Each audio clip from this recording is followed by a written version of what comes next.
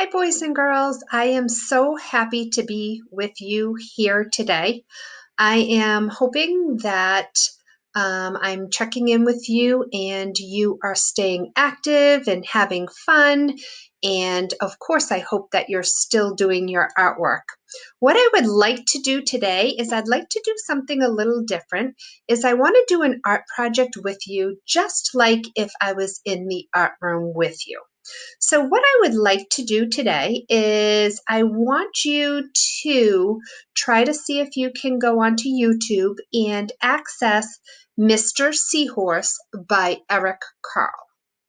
So, this is what it looks like.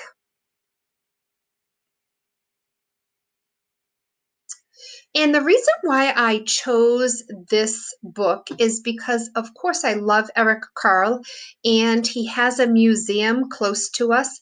But I love his colors and all of his beautiful pictures. And I know some of my second graders have worked on Eric Carle this year, and he worked with paint paper and lots of bright colors. So that's what I want us to work on today. So what we're going to do is Mr. Seahorse travels throughout the book and he comes across different types of fish and lots of underwater sea creatures and things like that. And we're going to draw a fish together today. So your choice of medium today is crayon or oil pastel. And if you want and you have watercolor, you could add that later on. So what we're going to do today is anytime that I'm working with you and you need to go get something, you can just push the little pause button, go get what you need, and come back and meet me again. So I'm going to give you that time now. I'm thinking a piece of paper, some oil pastels, or some crayons. And if you want to do watercolor, your watercolors, a paintbrush, and a water bucket. So you go grab those things and let me know when you're ready. When you are, just push the play button and we'll continue. Okay, I am back with my things and I have chose oil pastels to work with today. So you take whatever you chose, and what I want you to do is I want you to be thinking about what your background color is going to look like. So if you're planning on watercoloring the back with a blue, you probably want to choose a different color. You all know my favorite color is purple, so that's what I'm going with. So we're going to start here, not in the center, because if we start in the center, then we're going to have a teeny tiny fish, and I want our fish to be nice and big. So I'm going to come over to the edge of my paper, and I'm going to make a good size, slow circle, probably about the size of a dime. So what we're going to do now is I'm going to come up and over that eye, and I'm going to start to come back down, but I'm way over at the edge of my paper, definitely more than halfway. We want this a nice big fish. So what we're going to do now is we're going to come down here.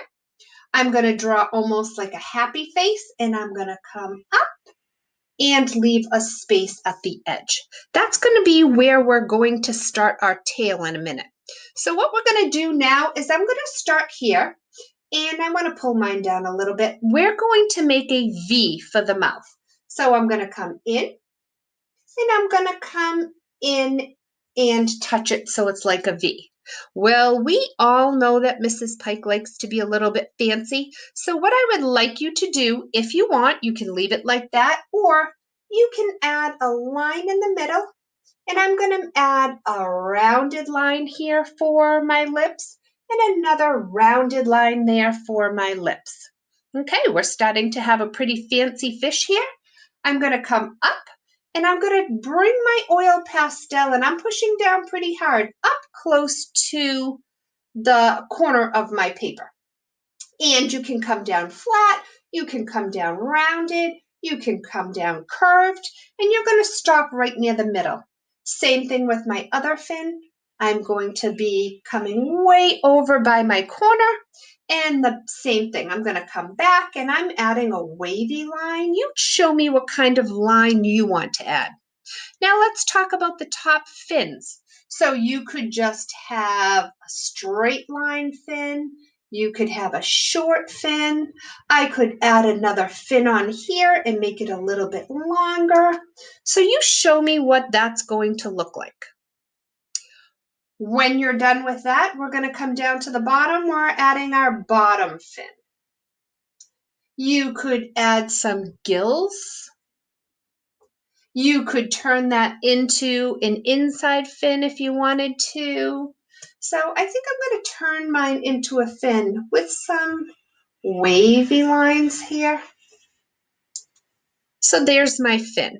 Now what I want you to do is think about the different types of lines that we have talked about throughout the entire year. Do you want to add some zigzaggy lines, some straight lines? I think before I start doing that, I'm going to change my color. I'm going to now go to red. You choose whatever color you want. Maybe you're adding some stripes in here. I don't want you to color anything yet. I just want you to add some different types of lines. So I'm going to stop this right here and I'll come back when I have added my fins. Okay, so here are my different types of lines in my fins, and what I would like you to do is, if you want, you can add some small coloring into those things, but don't color the whole thing. So I'm going to stop and I'm going to come back when I've finished that. Wow, my fish is looking really good. So what I want to do now is add a little bit more detail to the body of the fish. I'm going to choose a different color again. And I'm pushing down nice and hard. Maybe I'm adding some scales on the fish. Maybe I'm adding some circles or zigzags.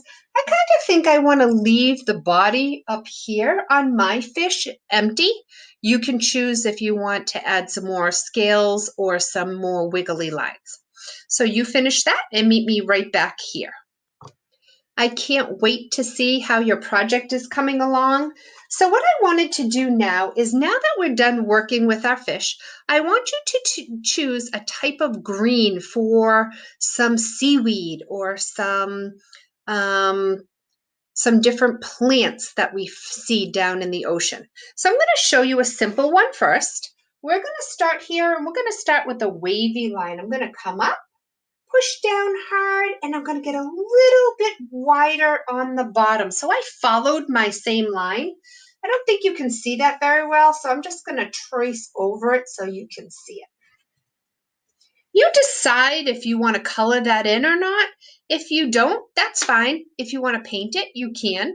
So I'm going to show you a tricky thing now. We're going to actually have a piece of seaweed go behind the other seaweed and even behind the fish to give it a little bit more dimension. So I'm going to start here on the bottom and I'm going to come up and I'm going to start to curve it. Anytime I hit a line, I'm going to jump right over that line. So I'm going to jump over here. I'm going to come out and I'm going to start to curve it here, and maybe it's going to come way up here. I'm done with that line now. So now I'm going to follow it back down. So I'm going to start at the top. As soon as I hit my fish, oh, I got to jump back over. I'm going to come down here, and remember, Mrs. Pike said get a little bit fatter at the bottom. Perfect. There's some seaweed. So now you can decide, do you want to color that in? Do you want to add some fish? Maybe you want to add Mr. Seahorse into the background of your picture. So work on that right now and come back and see me when you're done. Okay, boys and girls, so that's the end of this lesson right now, but I want to see you adding more detail. Maybe you want to watercolor the rest of it. Maybe you want to add Mr. Seahorse, or maybe there's a treasure chest down there. So I hope you finish these up, and I can't wait to see them. If you can, share them with me on Flipgrid, or maybe you can take a picture and send it to my email. I hope you have a great day, and I will see you next week. Bye, everybody. Miss you tons.